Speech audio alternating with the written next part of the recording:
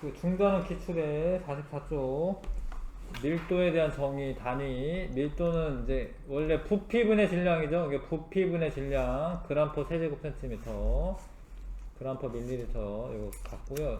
그리고 세제곱 센티미터랑 밀리리터랑도 같아 원래. 예, 뭐 그런 거 알아두시고.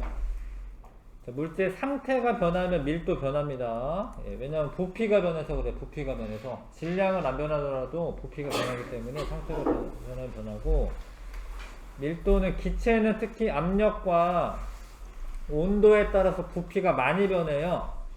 그래서 이제 기체 밀도는 압력이 높아지면은 분모가 감소하기 때문에, 그러니까 압력이 높아지면 부피가 줄어들죠.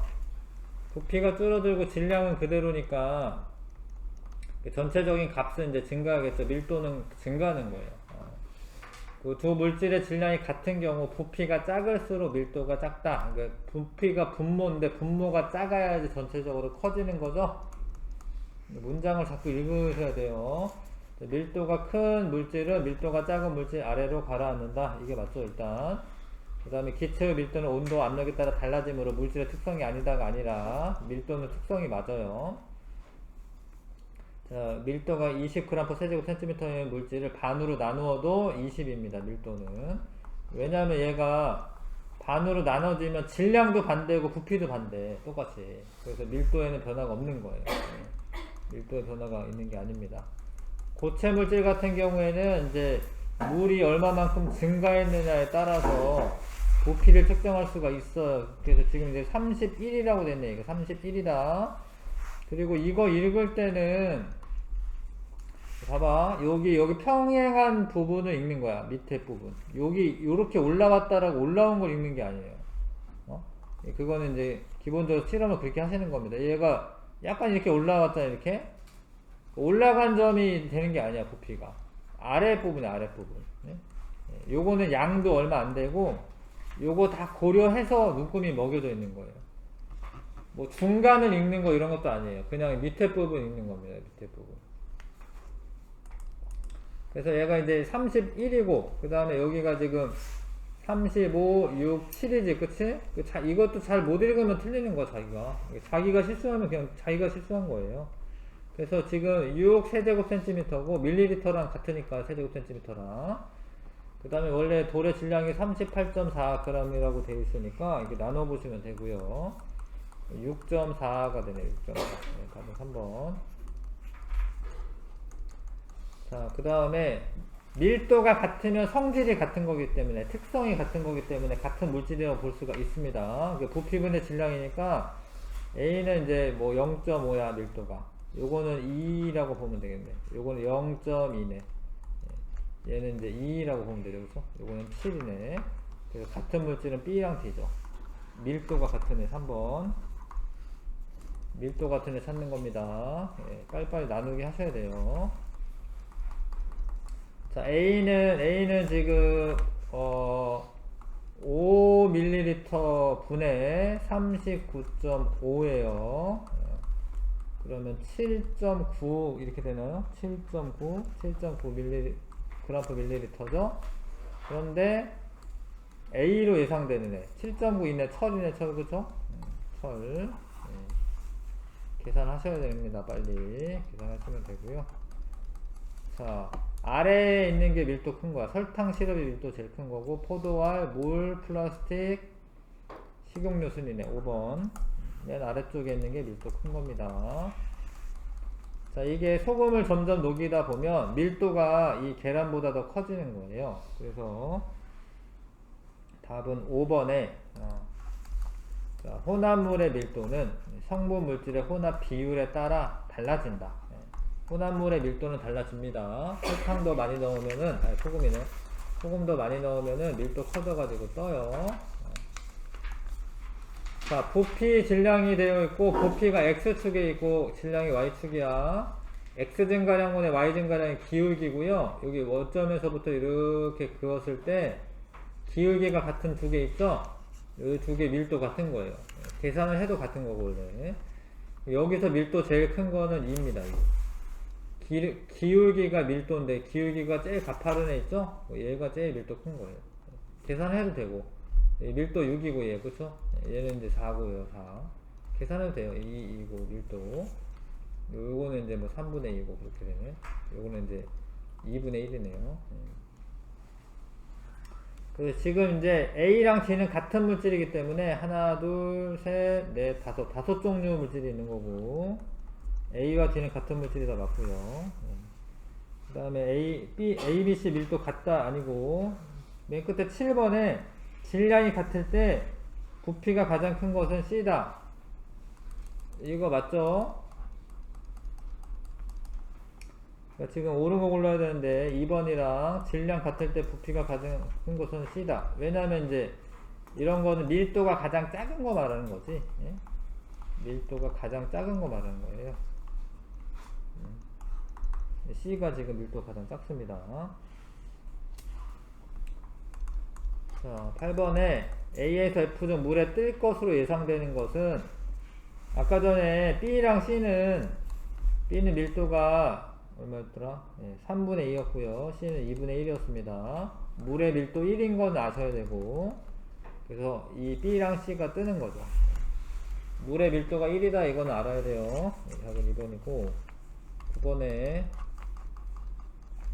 A와 B는 같은 물질이다. 계산해야죠. 부피분의 질량. 계산하면은 얼마지? 7.8인가요? 나누면 7.8 맞네. 나누면 얼마죠? 7.8 같은데 얘도? 7.8 다 똑같네요. A와 B는 같은 물질이다는 맞죠? 밀도가 가장 큰 물질은 같으니까 아니고, A의 C를 반으로 자르면 질량과 부피가 모두 감소한다. 맞고요. 반으로 잘라도 밀도는 변하지 않는다. 맞습니다. 디귿리을, 기역 디귿리을 4번 답. 그 다음에 10번에 자, 실온에서 온도 압력에 따른 밀도 변화가 가장 큰 물질은 이거는 기체 찾는 거예요. 기체. 왜냐하면 온도 압력에 따라 부피가 크게 변하는 게 기체이기 때문에. 그럼 이 중에 기체가 누구냐? 산소. 에탄올 액체인 줄 아셔야 되고, 염화나트륨 고체고요, 구리 고체고요, 아세톤 액체인데 기체 찾는 겁니다. 온도 압력에 따라 부피 가장 크게 변하는 거. 밀도와 관련된 현상에 대한 설명으로 옳지 않은 것은 에어컨은 찬 공기가 나오기 때문에 위쪽에 설치해야지 찬바람이 밀도 커서 아래로 내려오니까 위쪽에 설치하는 게 좋은 겁니다. 온풍기는 아래쪽에 설치하는 게 좋아요. 왜냐면 따뜻한 공기 위로 이렇게 올라가기 때문에 우리를 데워주고 이렇게 올라가야 되니까. 1번이 답이네. 헬륨 밀도가 작으니까 뜨는 거고요. 납덩어리 이런 거 차야지 빨리빨리 가라앉는 거고요. 사해는 밀도가 되게 큽니다. 그래서 사람이 물 위에 그냥 둥둥 떠 있어요. 둥둥 떠 있습니다. 사람이. 구명조끼 속에 들어있는 물질은 밀도가 작아서 물 위에 뜨는 게 맞고요. 답은 1번. 용해와 용액에 대한 정의를 다 아셔야 돼요. 용해는 한 물질이 다른 물질에 녹아 고르게 섞이는 현상이다. 이게 정의야, 정의. 고르게 섞여야지 용해라고 하는 거고. 자, 물에 설탕을 녹일 때 물은 용매. 녹이는 물질 용매. 녹는 물질 용실. 틀린 거는 2번이고요. 흙탕물 불균형 혼합물입니다. 이거 읽어놔야 돼. 원래는 용액이 아니야, 흙탕물은. 흙탕물은 용액이라고 하면 안 돼. 불균형 혼합물이니까. 포화용액은 용질이 최대로 녹아 있고요. 불포화용액은 용질이 더 녹을 수 있지. 아직은 포화된 게 아니니까. 넘기시고 14번에 자, 고체의 용해도는 대체로 온도가 높으면 많이 녹는 거야. 13번 안 했어요? 13번 안 했어. 미안.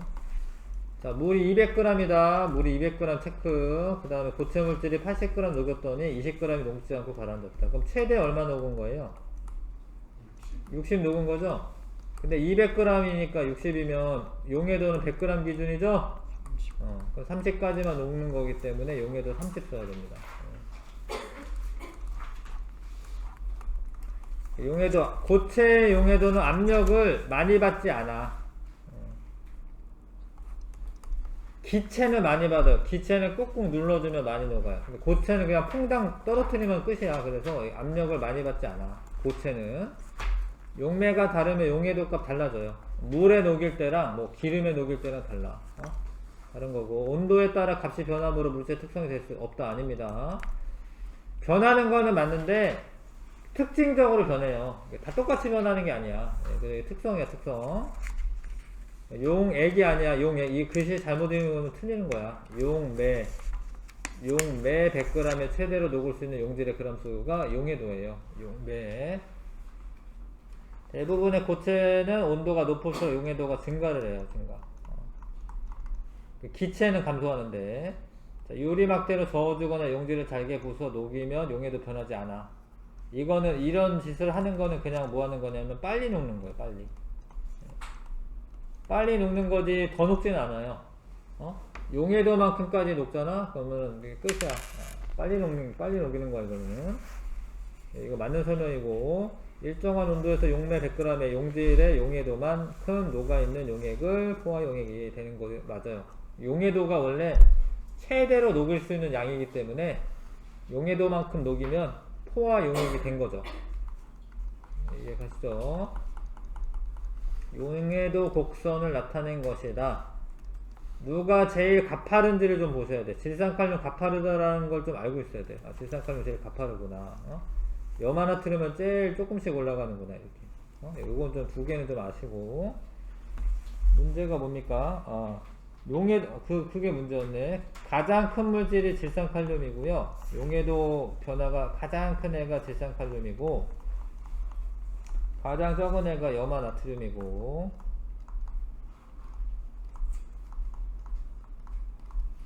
쓰시면 되고요.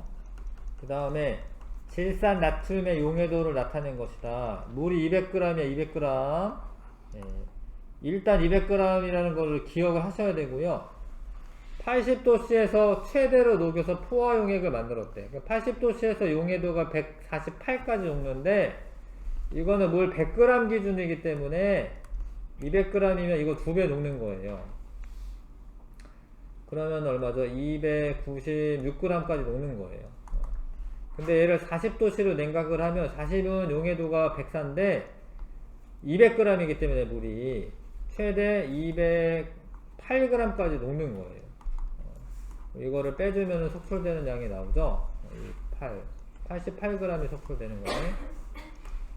이해 가요? 아니면은 148에서 이거 뺀 다음에 2배 해주셔야 돼요. 그래도 됩니다. 이렇게 해서 100g 했을 때 기준으로 한 다음에 2배 해주셔도 돼요. 88g 속출이 됩니다. 자, 이 그래프를 항상 잘 보시면서 수치를 찾아내는 거예요. 과학은 그런 거 하는 거야. 그래프를 잘 봐야 되는 거고, 옳지 않은 거, A와 D점의 용액에 녹아있는 질산칼륨에 같다. 안 같아요. 이게 A는 20까지 녹았고 D는 뭐 한 38 뭐 이런 거 녹은 거잖아. 이게 틀려. B점은 불포화 상태다. 이게 60도씨에서 만약에 C면은 포화인데 그거보다 한참 덜 녹인 거잖아요. 불포화가 맞고요. C는 포화 용액이 맞고, 요 라인에 있으면 다 포화 용액이고, 그 다음에 B점에서 용액의 온도를 낮추면, 봐봐, 용액의 온도를 낮추면 포화될 수 있지. B점에서 온도 낮추면 포화될 수 있어요. 아니면 B점에서 용질을 더 많이 녹인다던가, 그럼 포화되는 겁니다. 4번은 아무튼 옳지 않은 거 찾는 거니까 4번 맞고요. 5번에 C점에 용액, 5번, 일단 답은 1번 고르면 되는데, 자, 5번에 봐봐, C점 용액 209g이라고 돼 있어. C점이 어디 찍혀 있냐면 60도씨에 찍혀 있습니다. 근데 60도씨에서 용해도가 109예요.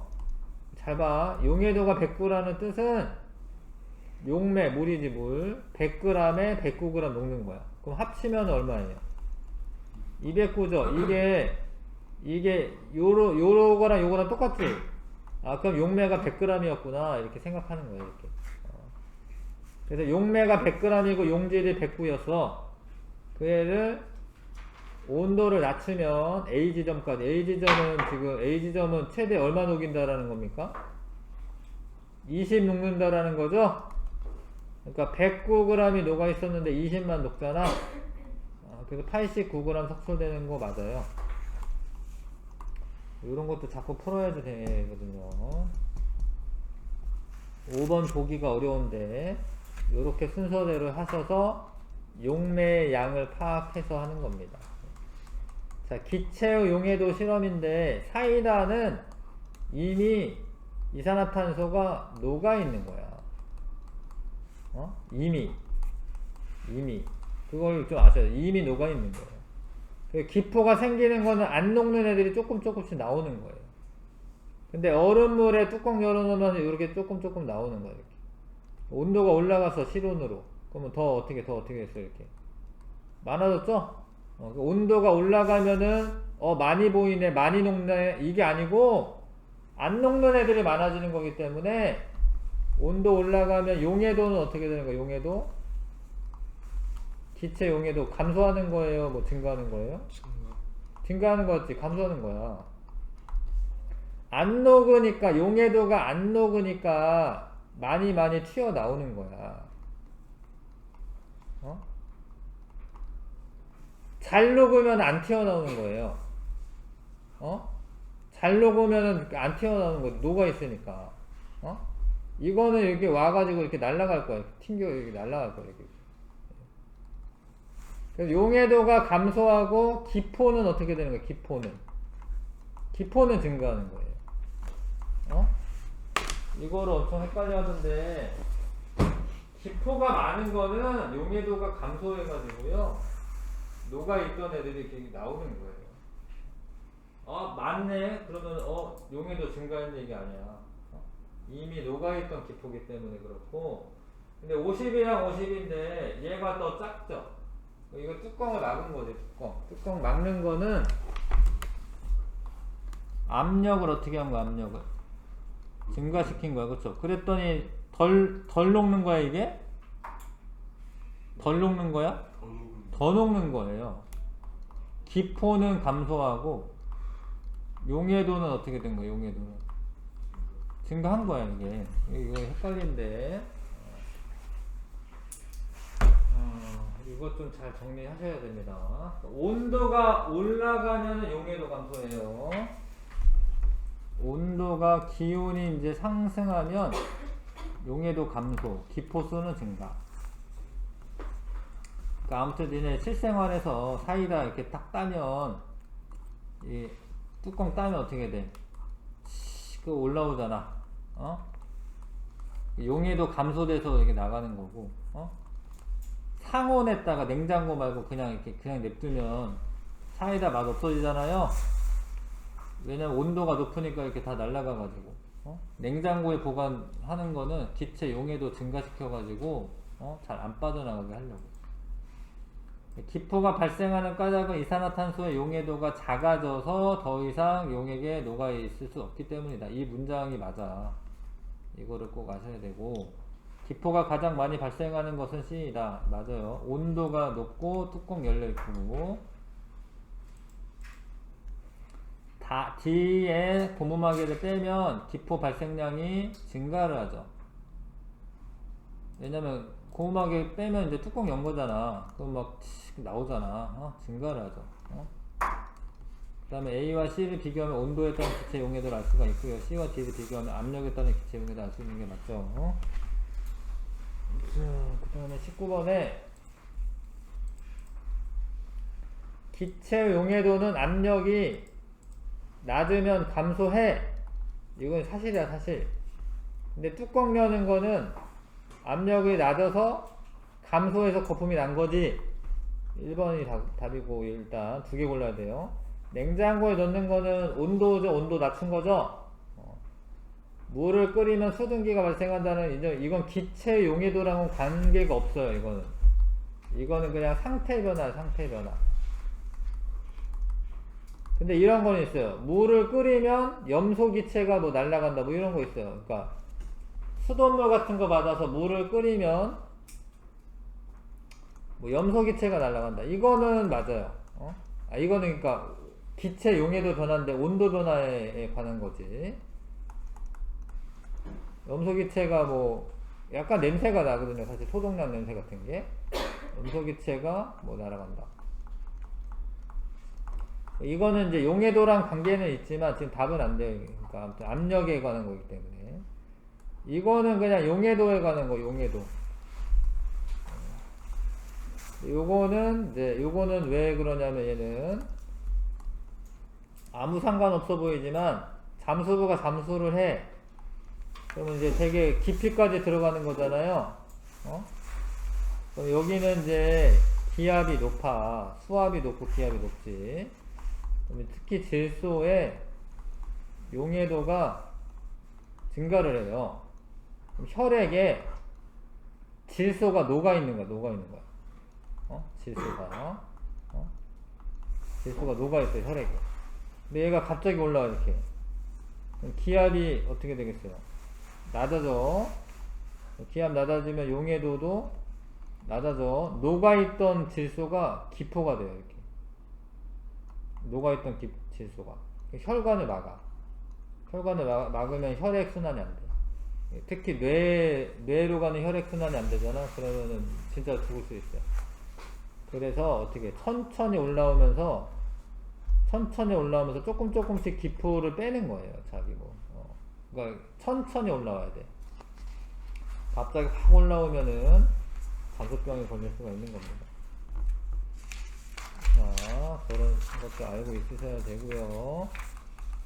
서술형 풀면서 좀 정리하겠습니다. 물질이 차지하고 있는 공간의 크기는 부피, 장소나 상태에 따라 변하지 않는 물질의 고유한 질량. 단위 부피 당 질량이 뭐냐면 1ml 당 얼마냐, 이런 거는 밀도 해보시고, 얘를 반으로 자른다 하더라도 밀도가 바뀌는 건 아니에요. 뭐 열심히 나누기 하지 마시고 그냥 똑같이 자르고 이런 거는 이제 밀도 변화가 있는 게 아닙니다. 상태 변화가 있는 게 아니어서. 공기보다 밀도가 작은 LNG는, 근데 여기 잘 보면 천장 쪽에 설치한다 돼 있잖아. 그러니까 밀도가 작아야지, 공기보다 작아야지 위로 올라가겠죠? 물론 LNG가 밀도가 작다라고 하는 걸 알고 있어도 되는데, 공기보다 밀도가 큰 LPG는 바닥 쪽에 설치합니다. 바닥으로 깔아 앉아요. 자, 설탕물에서 설탕과 같이 녹는 물질은 용질, 녹이는 물질은 용매. 그래서 녹는 현상은 용해 쓰면 되고요. 물 200g에 고체물질 35g 녹였더니 포화용액이 되었다. 그럼 100g 기준으로 해서는 얼마예요? 100g 기준으로 하면은 17.5인가요? 이 고체 용해도는 17.5죠.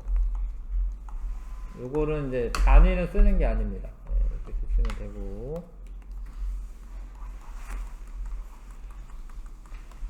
시원이 몇 번까지 풀었어요, 혹시? 15번까지요? 네. 밀도가 물질의 특성이 까닭을 서술하여라. 밀도는 물질의 종류에 따라 다릅니다. 같은 물질의 경우 양에 따라, 양에 관계없이 일정하다. 양에 따라 달라지면 안 돼요. 그거는 특성이 아닙니다.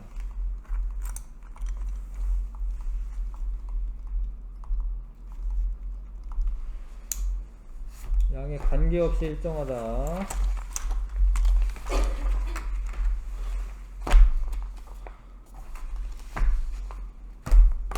물질에 뜨거나 가라앉는 현상을 밀도와 관련되어 서술하시오. 밀도가 작은 물질은 큰 물질 위로 뜬다.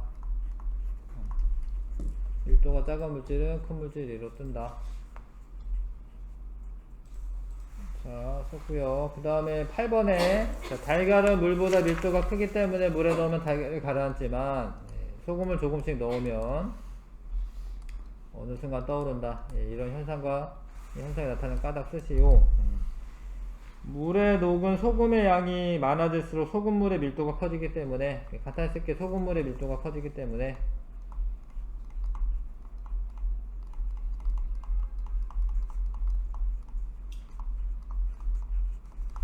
쓰면 되고, 자, 80도씨 물 100g을 고체물질 120g을 녹인 후, 자, 60도씨로 냉각했을 때 얼마만큼 생기냐 이런 거 물어보겠죠. 80도씨에서는 용해도가 130이기 때문에 120이 다 녹아요.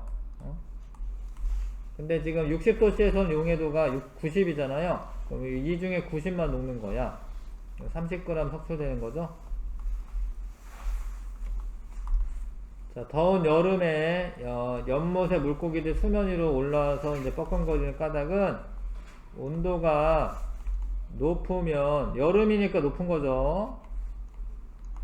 기체의 용해도가 감소하여 산소가 잘 안 녹아 있는 거예요. 물에 녹지 않습니다. 산소가 부족해진다고 하자. 부족해지기 때문이다. 물에 녹은 산소가 부족해지기 때문이다. 그럼 그나마 공기 근처에 있는 여기가 산소가 좀 많은 거예요. 그나마. 그럼 일로 이제 올라오는 거예요. 물의 그 윗부분으로 올라오는 겁니다. 자, 11번. 이런 거 다 할 수 있어야 되고요. 자, 8ml 증가했습니다. 근데 원래 19.2g이래. 그러면은 2.4가 되겠네, 그죠? 밀도 2.4g 세제곱센티미터. 그 다음에 요 그래프의 의미를 아셔야 돼요. 그래프가 부피분의 질량으로 되어 있으면 기울기가 가장 가파른 애가 밀도가 가장 큰 거야. 응? 잘 모르겠으면 이렇게 선을 이제 요렇게 거보시면, 같은 부피일 때 질량이 제일 큰 게 밀도 제일 큰 거거든요. 기울기가 가파르기 때문이다라고 써도 돼요, 이거. 밀도는 위 그래프에서 기울기가 같다. 기울기가 같고, 기울기가 클수록 밀도가 크다. 이런 거 이용한 거죠. 그래서 기울기 가장 가파른 애가 밀도 가장 크다 이거죠. A에서 밀도, 부피분의 질량. 이게 지금 부피분의 질량으로 써 있으니까 그냥 나누는 거야. 만약 거꾸로 써 있다 그럼 거꾸로 나누셔야죠. 보면서 하는 거예요. A는 밀도가 0.25고 얘는 2고요. 얘는 3이고요. 얘는 0.5네. 물에 뜰 것으로 예상되는 거. 물의 밀도 1이라는 건 아셔야 되고, A랑 D는 뜹니다. 그렇게 답한 까닭은 밀도가 작아서 그렇죠. 물의 밀도보다 작아서. A랑 D. 자, 그 다음에 14번에 물 60도씨 물 100g에 80g을 녹이고, 60도씨에서 질산 나트륨은 124가 용해도예요. 80g 다 녹는 겁니다. 예. 그 다음에 20도씨로 냉각했을 때 석출되는 양은 20도씨에서 용해도가 87이에요. 물이 100이기 때문에 이대로 하시면 돼요. 124 빼기 87 해서, 근데 잠깐만, 20도 질산 나트륨 맞는데?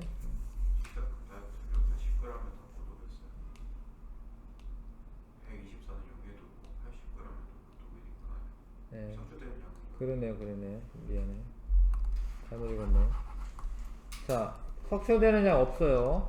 그러니까 이건 용해도고 80g만 녹였네요. 그쵸? 근데 20도씨에서 용해도가 87이잖아. 그러니까 87까지 녹으니까 석출되는 양은 없죠. 그거 쓰면 되죠. 20도씨에서의 용해도가 87이기 때문에 80g 다 녹는다 이렇게 쓰면 되고요. 질산칼륨이고 100g을 녹였습니다. 80도씨에서. 그 다음에 20도씨로 냉각하는데 20도씨에서는 32네 그쵸? 100g 중에 32는 녹고 나머지 68g 석출.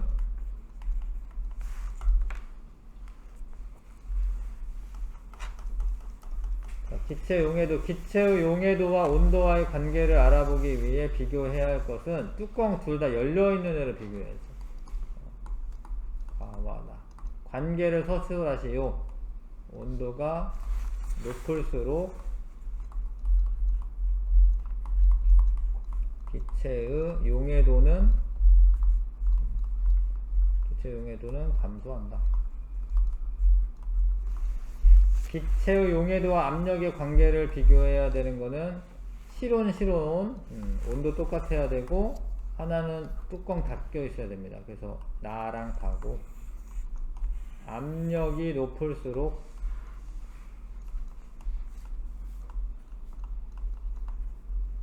용해도는 증가합니다. 이거는 압력 높으면 용해도가 증가한다.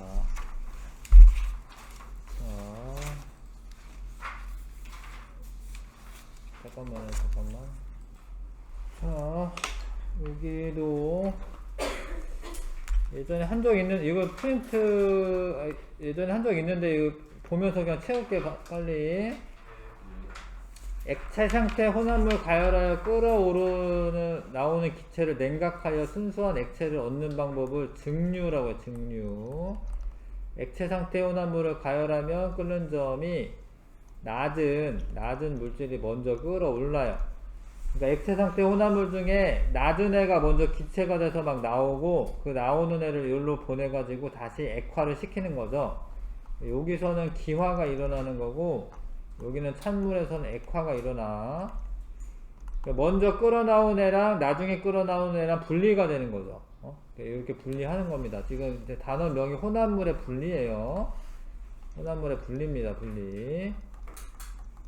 물하고 에탄올하고 잘 섞여. 소주 이런 게 물하고 에탄올하고 섞여 있는 거예요. 그거를 이제 가열하잖아. 그럼 끓는 점이 70 낮은 에탄올이 먼저 끓어 나오고요. 끓는 점이 높은 물이 나중에 끓어 나오는데 에탄올의 끓는 점이 78도씨가 됩니다. 그리고 끓어 나오는 동안에는 이게 그 온도 변화가 없는 거예요. 이게 이제 흡수한 열 에너지가 상태 변화하는데 모두 쓰이기 때문에 그렇고요. 물이 나중에 끓어 나오죠. 그럼 요 중간에 이 시험관에 교체를 해주셔야 돼요. 그래야지 섞이지 않는 겁니다. 자, 그렇게 증류를 통해서 이제 어떤 것들을 얻어내냐면 이제 소주 같은 거 만들 때 탁한 술에서 맑은 소주 만들 때 소주꼬리라고 해요. 소주꼬리. 바닷물에서 식수 얻을 때 가열하면 이제 물은 기화되지만 소금은 기화되는 게 아니니까 원유를 분리할 때 이거 다 증류야. 이거 방법 다 증류야. 방법 이름은 증류고 이때 이제 이용하는 물질의 특성은 끓는 점이야. 끓는 점차를 이용하는 거죠. 높은 온도로 가열하여 증류탑으로 보내면 끓는 점이 낮은 물질일수록 위에 나옵니다. 그러니까 사실 아래에서 가열하고 위로 올라갈수록 식어요. 올라가다가 끓는 점이 높은 애들은 빨리 액체가 돼. 그러니까 300도씨 이하가 되면 액체가 돼서 나오는 거거든요. 경유 같은 경우에 230에서 350도씨 대 그 정도 되면 액체가 돼서 나오고.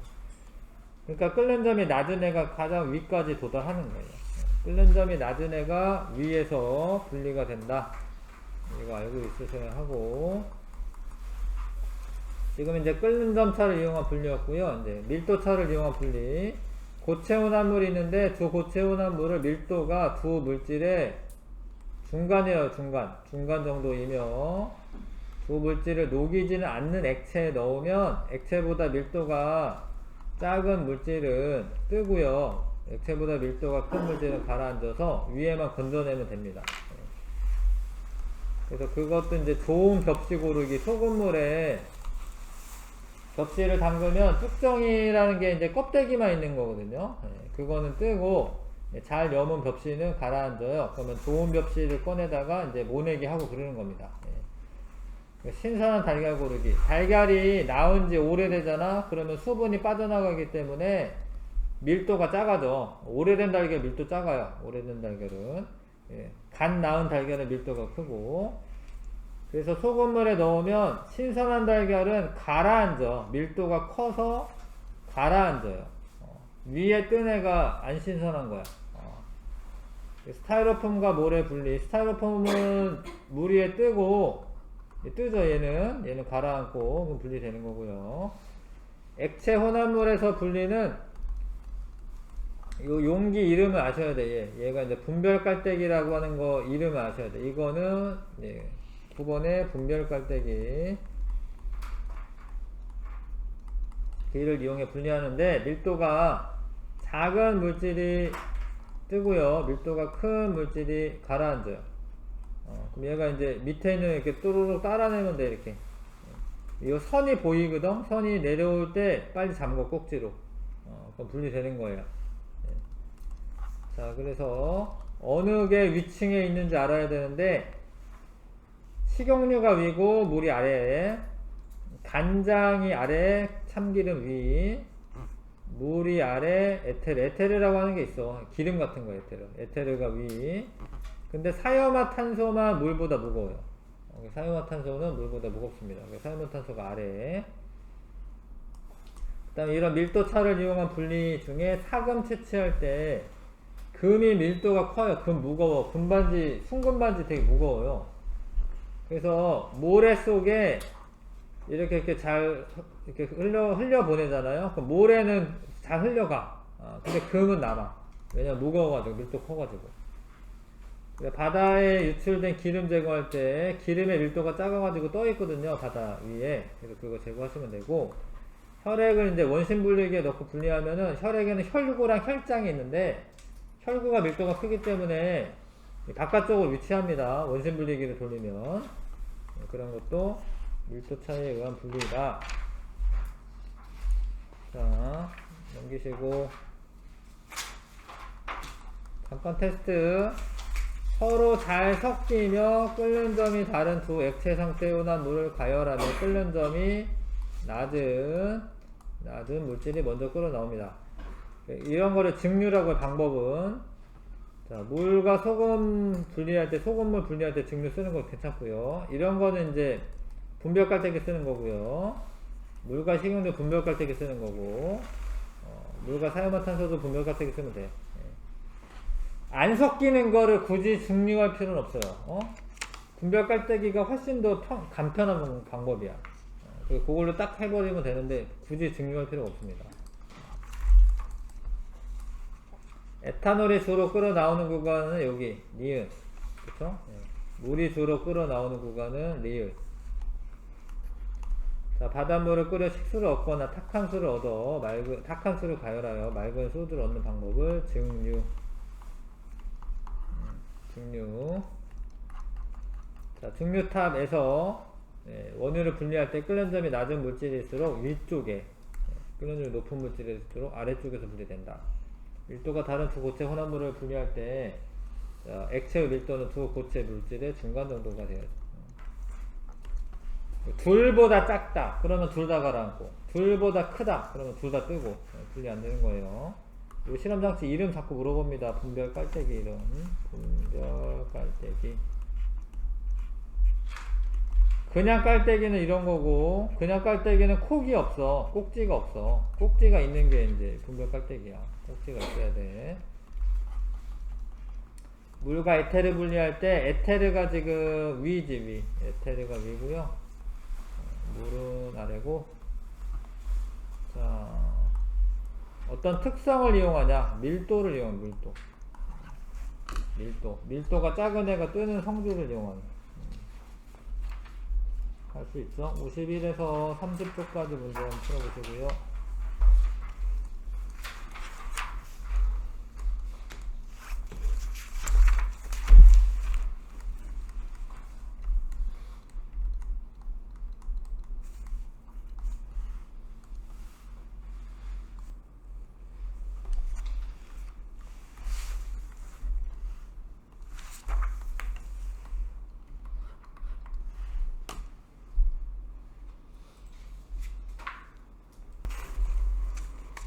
하겠습니다. 용액을 가열하여 나올 때 이제 끓어 나오는 기체를 냉각하여 순수한 액체 얻는 방법은 증류. 증발 이런 거 하지 마. 증류야. 그 다음에 이건 이제 증류 장치인데 끓는 점차를 이용하는 거 맞고요. 온도계 밑부분은 삼각 플라스크 가지 부분에 오게 하는 거예요. 여기 오게 합니다. 이걸로 지나가는 기체의 온도 재는 거거든요.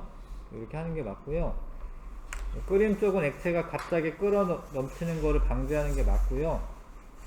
끓는 점 차가 클수록 분리가 잘 되고, 끓는 점이 낮은 애부터 가열을 하다 보면 온도가 서서히 높아지는 거기 때문에 끓는 점이 낮은 애가 먼저 분리가 되는 거죠. 5번 답이고,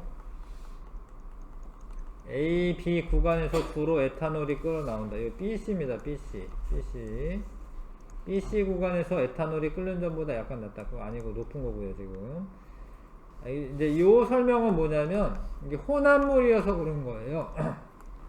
뭔 얘기냐면, 원래는 78도씨에서 끓어야 되는데 혼합물이다 보니까 약간 높아요, 약간. 끓는 점이 약간 높아지거든요. 이제 방해를 받아가지고. 그래서, 요것도 맞는 설명, 약간 낮다 틀렸구나. 자, CD 구간에서 물이 끓어 나온다. D2입니다, D2. D 구간에서 온도가 100도씨로 일정하다. 이거 맞아요.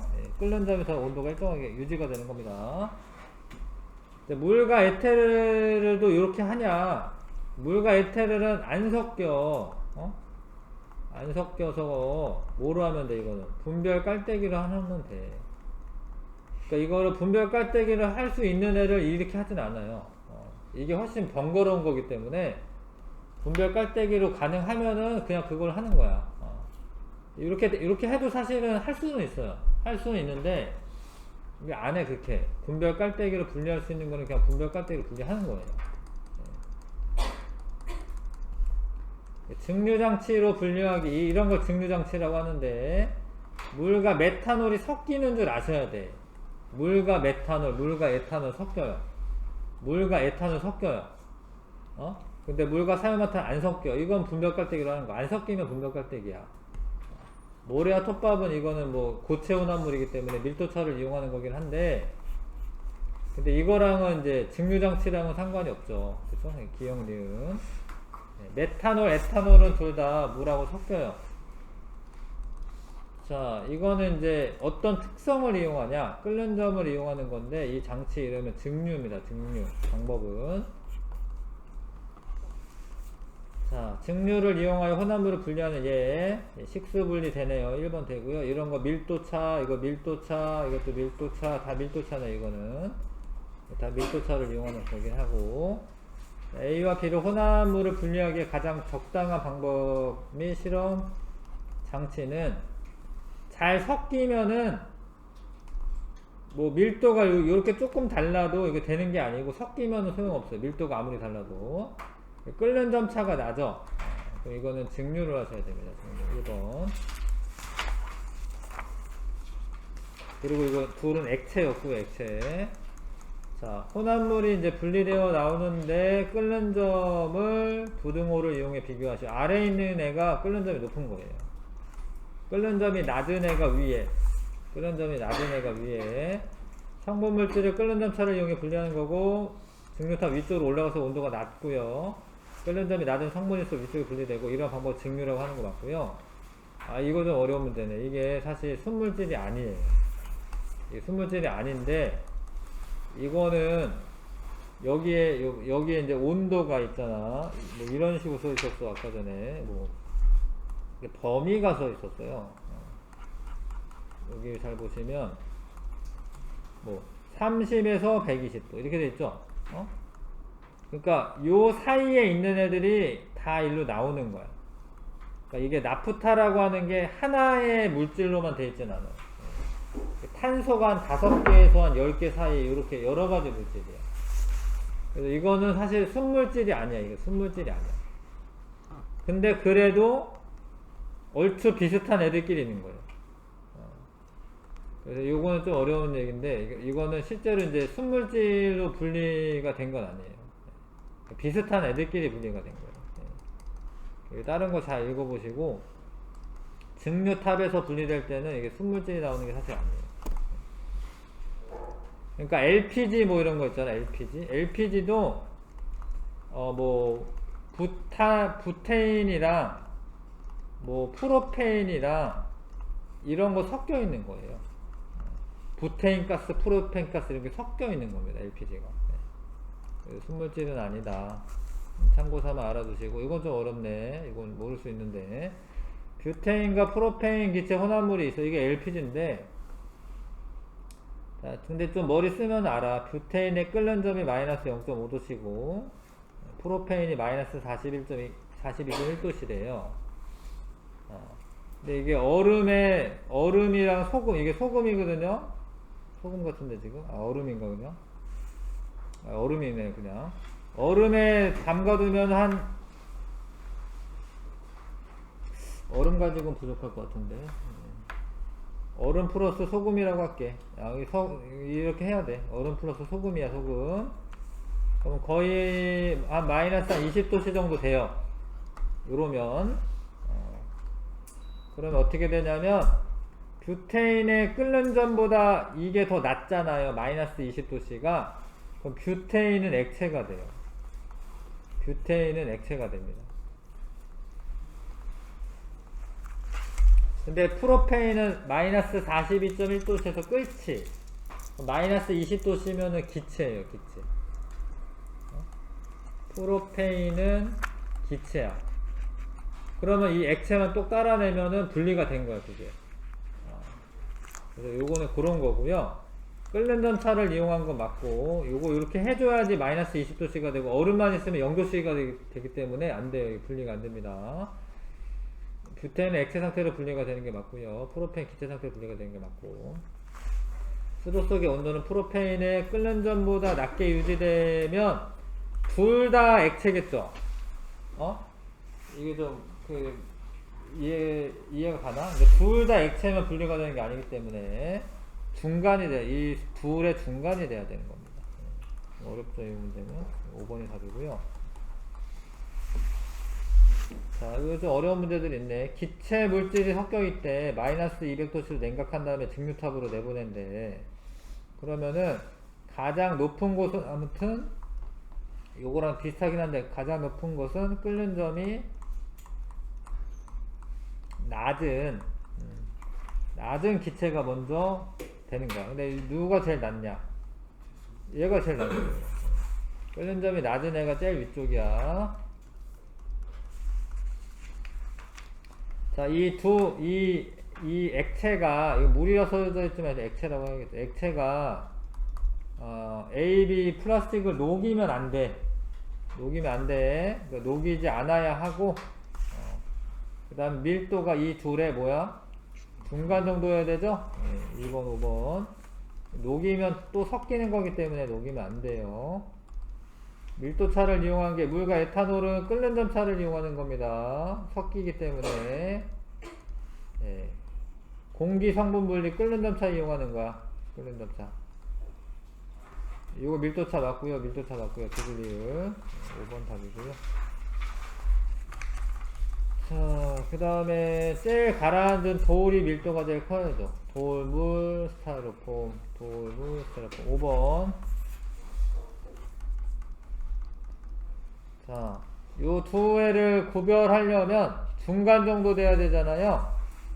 그러면 A 괜찮고, 이 9는 너무 크고, 요거 안 되고, 요거 되고, 그쵸? 4.5보다 작으니까 0.4보다 크고, 요거 안 되고, A랑 C. 밀도가 중간 돼야 되니까.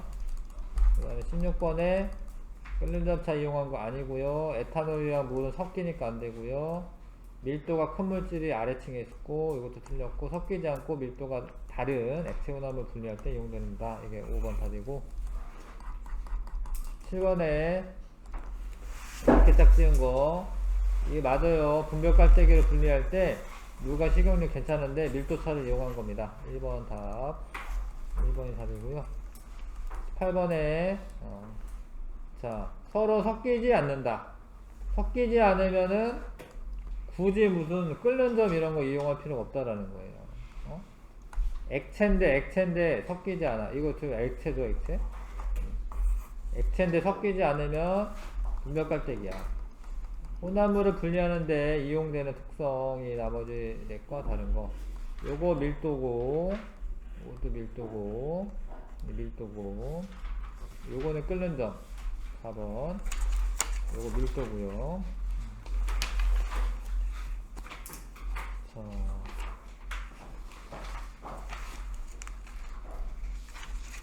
서술형은 빨리빨리 할게요 그냥.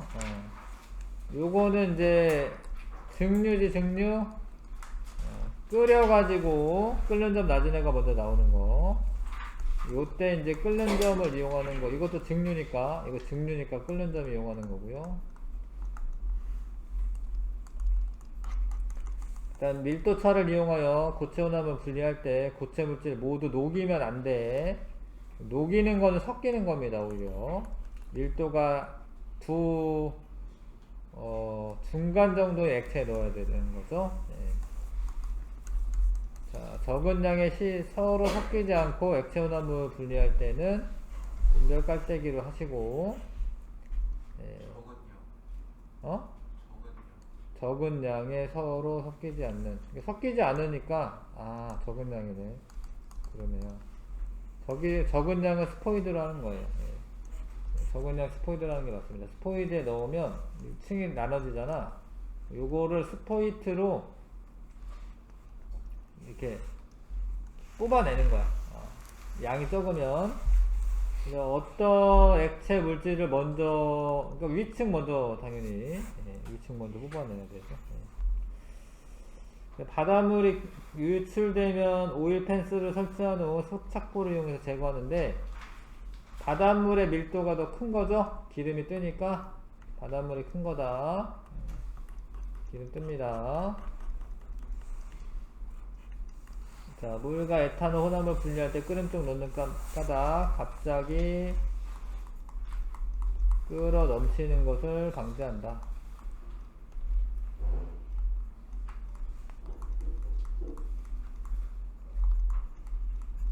갑자기 끓어 넘치면 기체 상태로 된 애들이 이 파이프관을 타고 이렇게 와야 되거든요. 근데 갑자기 부글부글 끓어서 넘쳐요. 이렇게. 이거 혼합물이야, 혼합물. 분리가 되는 게 아니죠. 그래서 그런 거를 방지하기 위한 것이고, 이건 앞에서 많이 했으니까. 그러니까 소주 꼬리를 이제 끓이면 끓는 점이 낮은 에탄올이 기화되어 찬물에서 기화된 후 찬물에서 액화돼서 똑똑똑 떨어지는 거 모으는 거야. 알아두시고. 자, 증류탑. 끓는 점이 낮은 물질이 위쪽에서 분리가 되는 거죠. 끓는 점이 낮은 물질이 위쪽에서 분리가 된다. 물과 사유화탄소는 밀도가 더 큽니다. 물보다. 사유화탄소는 물보다 밀도가 크기 때문에 아래층에서 사유화탄소가 아래, 물이 위가 됩니다. 사유화탄소가 물보다 밀도가 크다. 분별 깔때기를 이용해 위층과 아래층의 액체를 분리하는 방법을 서술하시오. 요거는 뭐 학교에서 배웠는지 모르겠지만 설명만 그냥 할게요. 그 밀도가 큰 아래층에 있는 거는 따라내요. 또로로 따라냅니다. 꼭지를 넣어서 따라내요. 근데 밀도가 작은 애 이거 따라내고 남으면 이제 밀도가 작은 애만 이렇게 남았을 거 아니에요. 작은 애만. 근데 또 따라내면 여기 요런데 이렇게 붙어 있는 애들 좀 있어요. 그래서 섞여 이렇게. 그래서 밀도가 큰 애는 아래로 따라내는 게 맞는데, 밀도가 작은 애는 위로 따라내는 거예요. 콕으로 따라내는 게 아니라 이렇게 붙는 거예요. 밀도가 큰 애는 아래로 따라내는 거고요. 밀도가 작은 애는 위로 따라내는 거예요. 이거 뭐 배우신지 모르겠네. 이렇게 설명만 할게요, 일단. 자, 물이 분리되는 구간은 100도씨 여기 라 구간이죠. 뭐 100도씨 끓는 점이 이제 100도씨니까 그런 거죠.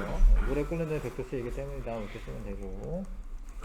일단 서술형이 안 나온다고 하니까 빨리빨리 하고 있습니다. 내용 정리만 하고 있습니다.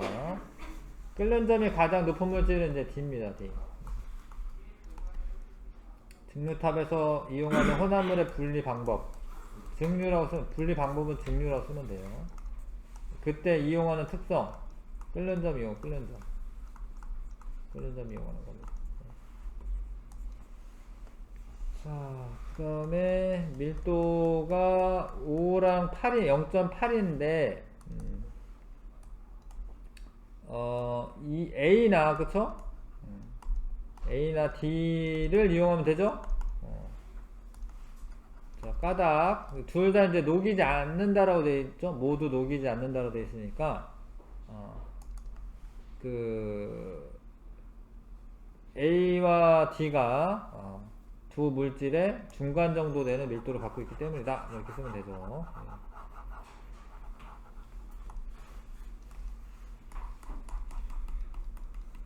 얘 이름 분별 깔때기. 밀도가 더 큰 물질은 B죠, B.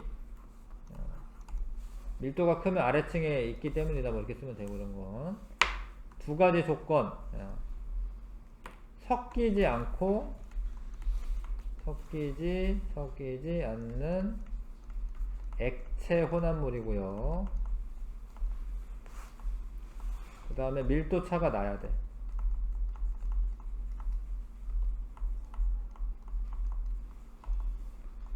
하여튼 밀도 차가 나야 돼. 밀도 차가 특별히 클 필요는 없는데 하여튼 밀도 차가 나야 되는 거죠. 밀도가 달라야 된다. 이렇게 돼요. 밀도가 달라야 된다.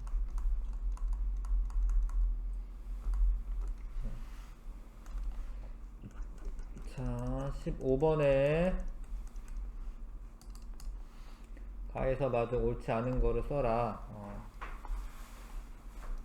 가 하면 되고, 옳지 않은 것만 하면 되고, 순서대로 나열하나 있네요. 가 먼저 하시고, 요런 거는 나중에 하는 거예요. 경계면은 따로 받아내는 거 좀 나중에 할 거고요. 분별 깔때기 위쪽의 입구를 이용하여 위층의 액체를 받아낸다. 이건 맨 마지막에. 그러니까 위쪽으로 따라내는 거 맨 마지막이고, 마개로 막은 후 두 층으로 나눠질 때 된다. 이걸로 하고, 그 다음에 마개를 열고, 봐봐, 마개를 막고, 이게 틀렸어. 얘가 막고가 아니라 열고야. 열고. 그러니까 마개를 막으면 압력차 때문에 물이 잘 안 내려와요. 쫄쫄쫄 내려오긴 하는데 마개 열고 해야 됩니다. 아직도 한 개 맞네. 조금만 있네. 잠깐만 5분만 쉬다가 좀 할게. 개웃기네. 아무튼 뭐 내일 일요일에 그 8시에서 10시에도 중2 과학반이 있습니다. 그때 오셔서 문제풀이 하셔도 됩니다. 혼합물의 분리 두 번째. 자, 56쪽에 용해도 차를 이용한 분리. 물질의 온도에 따른 용해도 차이를 이용하여 순수한 고체 물질을 분리하는 방법이다. 이건 이제 재결정이라고 합니다. 재결정. 어떠한 방법이다 이러면 이제 방법을 쓰셔야 되는데, 녹였다가 온도를 낮춰가지고 결정을 만드는 거예요. 그러니까 다시 결정 만드니까 재결정이라고 하는 거죠. 불순물이 섞여있는 고체를 용매에 녹인 다음에 온도를 낮추거나 아니면 용매를 증발시켜도 돼요. 이게 용매를 증발시켜도 됩니다. 순수한 고체 물질을 얻는다. 자, 요렇게만 써있으면 잘 모르겠지만 이제 요 내용을 보시면 이제 이해가 갑니다. 염화나트륨이랑 붕산이 혼합이 되어 있어. 근데 얘네들이 이제 고체야, 고체. 고체니까 이거를 뭐 증류로 하지는 않아요. 증류로 하는 애들은 액체 혼합물. 이건 고체니까, 상온에서 고체니까 다시 결정을 만드는 방법을 쓰는 거야. 그람수를 보면 20g 섞여 있는데 물의 양을 꼭 체크를 하셔야 됩니다. 이제 80도씨에서 100g에 모두 녹여요. 녹인 다음에 20도씨로 냉각을 시켜. 근데 붕산의 용해도를 보셔야죠. 20도씨에서 용해도가 얼마야? 5죠, 5. 5g까지만 놓고 20g 녹였잖아, 아까 전에. 20g 중에 5g만 놓고 나머지 15g은 석출되니까 얘가 15g이 재결정이 되는 거야. 그럼 비커에 재결정이 된 애들은 이렇게 고체가 돼가지고 이렇게 있어요. 15g어치가. 근데 염화나트륨의 20도씨에서 용해도가 얼마예요? 35.9네. 근데 아까 얼마 녹였어요? 20g 녹였죠? 이거 석출되는 애 있어요, 없어요? 없어요. 그러니까 없으니까 이런 애들은 그냥 이렇게 녹아 있는 거야, 녹아 있는 거야. 그 다음에 어떻게 하냐면 얘를 깔때기 놔두고 거름종에 이렇게 깐 다음에 부어요. 그러면 고체인 애들은 덩어리가 크니까 걸리겠죠? 그래서 사실 붕산만 15g을 얻는 거예요. 염화나트륨은 사실 뭐 얻는 게 아니에요. 그냥 밑으로 이렇게 섞여가지고 밑으로 내려가는 거예요. 요 방법은 이제 붕산만 얻어내는 게 사실 목적이야, 이거는. 해보면. 밑에는 이제 붕산이 5g어치 녹아있고 염화나트륨 20g어치 녹아있는 거예요. 그 다음에 이게 좀 뭐 똑똑한 학생들이 이럴 수도 있는데, 물이 100g이면 50g만 염화나트륨 녹이고, 예를 들어서 50g만 붕산 녹이고 요렇게 생각할지도 모르거든. 근데 이게 그렇게 깊게 생각하는 친구 있는지 모르겠는데 그게 상관없어요. 그러니까 붕산이 녹아있건 안 녹아있건 이 용해도는 사실 변화가 원래 이제 뭐 대학교 과정에서는 이제 조금 있다 뭐 이런 거 배우는데 그냥 없어요, 일단. 그러니까 염화나트륨 따로 그냥 붕산 따로 다 그냥 물에 100g에 녹아있다 이렇게 생각하고 그냥 원래들 아는 대로 하시는 거예요. 너무 깊게 생각하지 마시고 얘 여기 50g 녹고 얘 50g 녹나 뭐 이럴 수도 있는데 그렇지 않아. 그냥 둘 다 물 100g에 녹아있는 걸로 하시면 됩니다. 그래서 정리, 온도에 따른 용해도 차가 클수록 재결정이 쉽다. 이게 뭔 소리냐면 염화나트륨은 용해도 차가 거의 안 나기 때문에 녹였다가 뭐 냉각을 한다 하더라도 결정이 되는 애가 거의 없어요. 근데 이렇게 붕산이나 아니면 질산칼륨이나 이런 거는 많이 녹았다가 되게 조금 녹잖아. 결정이 되는 애가 어때? 많아져. 용해도, 온도에 따른 용해도 차가 크면 재결정이 잘 되는 거예요. 온도를 좀 높이면 많이 녹았었는데 온도를 낮추다 보니까 결정이 잘 만들어진다 이런 겁니다. 근데 그 예로 천일염에서 정제소금 얻기. 천일염은 일단은 이제 처음 얻어지는, 그러니까 염전에서 처음 얻어지는 소금이야. 근데 그 소금에는 염화나트륨이나 염화마그네슘이나 뭐 이런 것들이 다 있어요. 근데 그거를 다시 한번 재결정하잖아? 그러면 좀 더 염화나트륨이 더 많아져요. 그러면 그 소금이 더 짜, 사실은. 염화마그네슘은 사실은 좀 쓴맛 나거든요. 그래서 짠맛만 좀 순수하게 짠맛만 내고 싶으면 재결정을 해. 꽃소금이라고, 꽃소금. 꽃소금 같은 거인데 그런 게 재결정하는 소금입니다. 그 다음에 니네가 뭐 나중에 뭐 화학과 같은 데 나와서 뭐 의약품 제조하고 이런 데 들어가잖아. 그러면 이제 그거를 순수하게 만드는 게 중요한데 그거 할 때 이런 재결정 방법을 쓰는 겁니다. 약품을 순수하게 만들 때 이런 재결정 방법을 씁니다. 그런 게 있다 하여튼. 그 다음에 이제 크로마토그래피. 크로마토그래피는 혼합물을 이루는 성분 물질이 용매를 따라 이동하는 속도가 달라. 속도가 다른 것을 이용한다. 근데 그게 뭔 소리냐면 일단 크로마토그래피 같은 거 할 때 뭐 종이 크로마토그래피를 할 때는 혼합물을 이 아래다가 찍어요. 그 다음에 이렇게 용매를 물로 쓰면은 이제 이렇게 물을 담거나 이렇게 물이 스며서 올라가거든. 그러면 이 애들 가운데 어떤 애는 되게 많이 올라가고 어떤 애는 이렇게 조금 올라가고 이래요. 그러니까 요 위에 있는 애가 용매를 따라 이동하는 속도가 빠른 거야. 얘가 속도가 느린 거고. 그런 건 왜 그러냐면 용매랑 서로 인력이 있어, 인력. 그 잡아당기는 힘이 세면은 빨리빨리 올라가요, 끌려서. 근데 용매랑 인력이 작잖아? 그러면 조금만 올라가요. 그러니까 분자 구조 때문에 그런 거야. 분자들 간의 어떤 인력 때문에 생기는 거야. 자, 그래서 이게 되게 좋은 방법이고, 이게 노벨상까지 탄 방법인데, 용매의 종류에 따라 분리되는 성분 물질의 수 또는 이동하는 거리는 달라질 수가 있는데요. A 같은 경우에는 거의 순물질이라고 볼 수 있어요, 사실. B는 지금 두 개가 섞여 있고, 근데 그 중에 이 밑에 있는 애는 사실 A인 거야, A. 똑같은 조건에서 했을 때 속도가 똑같이 나타나야 되기 때문에 얘가 A고요. 이게 C인 거야, C. 그러니까 B는 A와 C의 혼합물이 되는 거죠. 근데 D는 지금 C랑 E의 혼합물이라고 보면 됩니다, D는. A, C, E는 한 가지 성분만 나타났으므로 순물질일 거라고 예상할 수가 있어요. 근데 B와 D는 여러 가지 성분 물질이 이제 분리가 됐잖아요. 이 점이 두 개가 생겼잖아요. 이런 식으로. 이런 거는 혼합물이 돼요, 혼합물.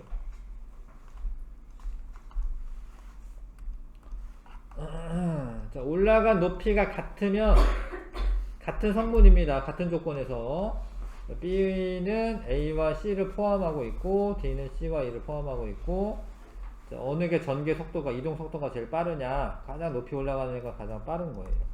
C가 가장 높이 올라갔습니다. 이 특징 아셔야 되고요. 매우 적은 양도 분리할 수가 있고, 분리 방법 간단하고 분리하는데 걸리는 시간이 짧아요. 이거 되게 좋은 방법이야.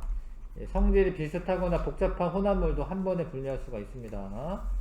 그래서 사인펜에 잉크 색소 분리한다던가, 도핑 테스트, 금지 약물 먹었는지 테스트하는 거, 단백질의 성분 검출, 식품 속의 농약이나 중금속 검출, 뭐 잎의 색소 분리, 이런 것들은 크로마토그래피로 합니다. 자, 마지막으로 여러가지 혼합물이 있어. 물하고 소금, 모래, 식용유 있습니다. 위층을 스포이트로 분리한다. 밀도차를 이용해서 식용유가 떴을 거 아니야, 그쵸? 그 다음에 아래에 이제 모래, 소금, 모래, 물, 소금, 모래 있는데, 모래는 안 녹잖아요. 안 녹으면 이제 거름종이 같은 걸로 걸러내면 돼, 거름종이. 물하고 소금 있죠? 근데 이건 증류를 해가지고, 물은 증발시켰다 다시 받고요. 그 소금은 이제 밑바닥에 깔려 있을 겁니다. 자, 단원 테스트, 잠깐 테스트. 물순물이 섞인 질산칼륨을 따뜻한 물에 녹인 후 냉각하면 순수한 질산칼륨 결정이 섭취된다. 이러한 방법을 재결정이라 재결정. 재결정은 온도에 따른 용해도 차를 이용한 방법이다. 그 다음에 5g이랑 질산칼륨 70g이 섞여 있었는데 100g에 모두 녹인 후 40도씨로 냉각을 한다. 40도씨의 용해도를 보시면은 염화나트륨이 36.4예요. 근데 염화나트륨은 얼마 녹였대? 5를 녹였잖아. 36.4면 다 녹는 거죠. 염화나트륨은 석출되는 게 하나도 없고요. 질산칼륨만 70g을 녹였는데 62.9네. 그럼 7.1g이 석출되는 거예요. 질산칼륨이. 이거는 냉각을 더 해야 될 것 같은데, 냉각을 더 해야지 질산칼륨 더 얻을 수가 있겠죠. 혼합물의 각 성분이 용매를 따라 이동하는 속도가 다른 것을 이용한 혼합물의 분리 방법을 크로마토그래피라고 합니다.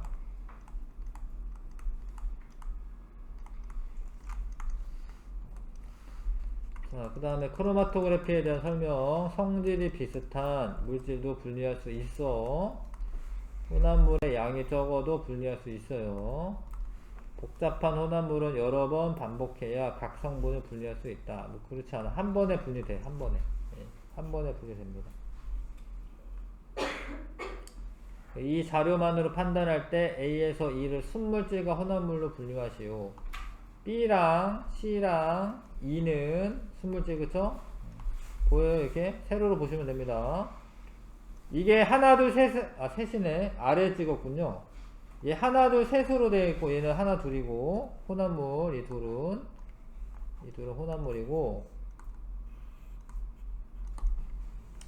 그 다음에 이동 속도가 가장 빠른 것은 지금 C입니다. C. D 쓰면 안 되고 D는 혼합물이니까 C 쓰시면 되고요. D에 포함되어 있는 성분 기호 D에는 C랑 B가 포함되어 있다. 그 다음에 9번에 자, 가에서 이용한 물질의 특성 가는 증류인데 끓는 점 차를 이용하는 거죠. 끓는 점 이거는 에탄올을 먼저 증류를 시킨 거예요. 에탄올이 증류가 됐고 또 이건 아예 증발이기 때문에 증발이랑 증류랑 다른 점은 증류는 회수로 하는 거야. 근데 증발은 그냥 다 날려보내는 거예요. 그 남는 애가 이거는 그냥 소금이 남는 거죠. 맞죠? 예. 증류는 그 물을 다시 회수를 합니다. 예. 찬물을 이용해서 시간이 얼마 없는데 그래도 풀어보십시오. 58, 59 풀어보십시오.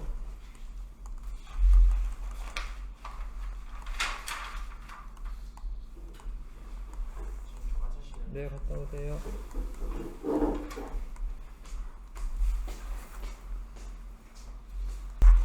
자, 이 마무리를 해보자. 재결정이란 불순물이 섞여있는 고체 물질을 용매에 녹인 후 온도를 낮추거나 이거를 용매를 증발시켜도 됩니다. 왜냐면 물의 양이 적어지잖아? 그러면은 녹는 양이 적어지니까 이게 고체가 석출이 됩니다. 순수한 고체 물질을 얻는 거고요. 3번이 답이고요. 그 다음에 2번 자, 흙먼지가 섞인 봉산. 그러니까 이거는 이제 흙먼지가 물에 아예 안 녹거든요. 그래서 그래서 거름을 하는 거야. 거름. 그래서 얘네들을 물에 녹여 라 먼저 하고 그 다음에 거름 장치로 걸러줘. 그러면은 이제 냉각된 용액을 거름 장치에 걸으면 붕산이 걸러진다. 이거는 이제 나중이고요. 통과한 용액을 얼음에 넣어. 그러면은 붕산이 재결정이 되겠지? 그러면 다시 한번 걸러주셔야 돼. 고체 물질을 걸러낼 거기 때문에. 자, 그 염전에서 얻은 천일염을 재결정합니다. 가에는 물에 대한 용해도 차를 이용한다. 가에서 나에서 불순물이 걸러진다. 2번이 틀렸는데 불순물이 걸러지는 게 아니라 재결정이 된 그 소금이 걸러지는 거예요. 이거는 그 다음에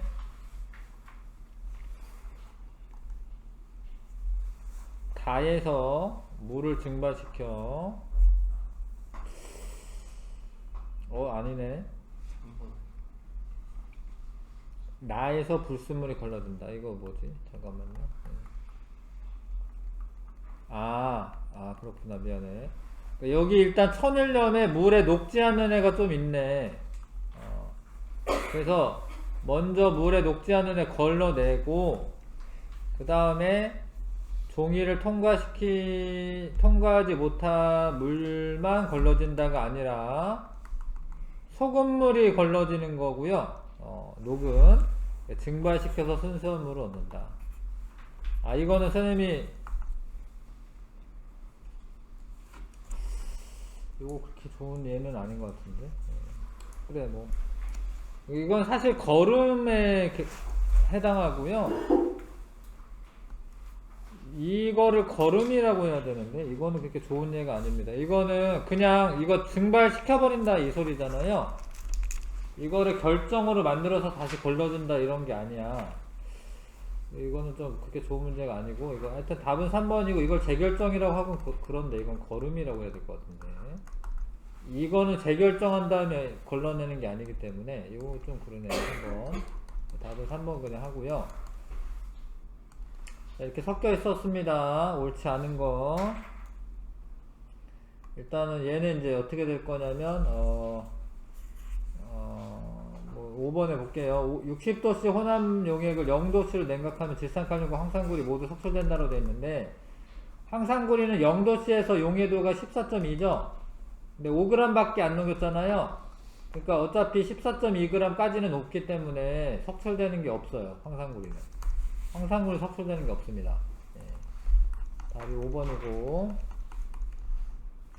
자, 이렇게 했는데 200g이네, 물 200g. 자, 0도씨에서의 황산구리는 14.2까지야. 근데 200g이니까 28.4까지 녹죠? 근데 얘는 25g이니까 다 녹지? 근데 질산칼륨은 13.6인데 그거 2배니까 27.2g까지 녹아요. 근데 100g 녹였잖아요. 예. 나머지 72.8g은 석출되겠네. 1번 답이죠. 이게 물이 200g이니까 2배씩 해줘야 되는 거 까먹으면 안 돼. 혼합물 분리에 적용된 물질의 특성이 나머지 넷과 다른 것은, 이거는 밀도차, 이거는 이제 재결정할 거고 용해도차, 요것도 용해도, 요것도 용해도, 이거는 재결정할 거고, 요거는 재결정이기 때문에 이거 용해도 1번 답이고요. 자, 7번에 크로마토그래피고 옳지 않은 거 볼게요. 3번에 보시면 D는 B와 E의 혼합물이다 라고 되어 있는데, D는 B와 C죠? B와 C, E 아니고 3번이 답이고요. 자, 크로마토그래피 양이 적어도 분리할 수 있어요. 이거 니은 맞아요. 성질이 비슷해도 분리할 수 있어요. 성분물질의 용매를 따라 이동한 속도차를 이용한 거야. 니은 리은. 그 다음에 옳지 않은 걸 골라라. 이런 거 실험할 때 이 비닐랩 같은 거 씌워야 됩니다. 이거 뚜껑 열고 하면은 이제 올라가다 증발돼 버려가지고 전개가 잘 안되기 때문에 그렇고, 용매가 달라져도 색소 올라가는 높이 같다 라고 되어 있는데 틀렸고, 용매에 따라 달라지고요. 자, 요거는 최소 하나, 둘, 세 개죠. 3개. 4개가 아니라 3개. 봐봐, 이 원점까지 포함해서 하나, 둘, 셋, 넷을 읽으면 안 돼. 여기서 시작했다 이 소리야. 그래서 이거 최소 3가지입니다. 3가지. 3번, 5번이고, 크로마토그래피는 이제 색소 분리할 때 주로 씁니다. 4번, 색소 분리할 때. 가와 나에서 공통되는 성질은, 자, 가열. 예. 뭡니까? 예. 메탄올 먼저 가열시키는 거네. 그럼 끓는 점을 방법수라고 되어 있군요. 미안해요. 예. 증류예요, 증류. A는 메탄올이 먼저 끓어 나오니까, 그 다음에 남은 용액을 가열하면은 이제 이건 물이고, 그쵸? 예. 남은 고체는 소금이 남겠죠? 그 다음에 13번에 철가루 같은 거 들어갔을 경우에는 이제 자석 이용할 수도 있습니다. 아닌 거 자석 괜찮고요. 물에 녹여서 걸으면 톱밥이 걸러질 거고, 저어준다 이러면 이제 뭐 저어준다 뭐 이런 거 해야 되고. 근데 요거는 지금 없어요. 이거는 크로마토그래피인데 지금 크로마토그래피로 분류하는 건 아니다. 뭐 내용은 여기까지 하고, 뭐 남은 시간에는 이제 각자 문제 풀면서 틀린 것들 따로따로 점검하고 뭐 이렇게 시험 대비 할 겁니다. 네, 수고했습니다.